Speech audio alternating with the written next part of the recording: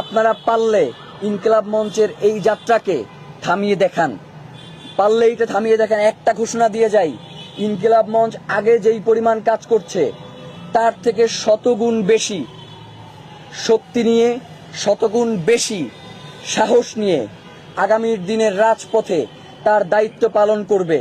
এতে ইনকিলাব মঞ্চের ভাই বোনদেরকে যদি শাহাদাত বরণ করতে হয়, তাদেরকে যদি অন্যায়ভাবে জেল জুলুমের শিকারও হতে হয়, তারা এইগুলোকে কোনোভাবেই পরোয়া করে না।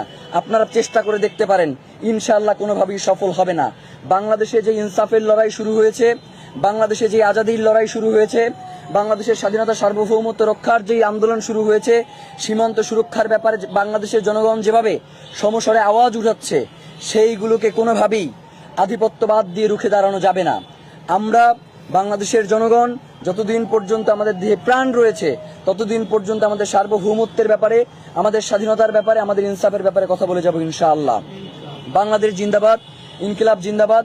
সবাইকে অসংখ্য ধন্যবাদ। আসসালামু আলাইকুম। আপনাদের যদি কোনো প্রশ্ন থাকে করতে পারেন।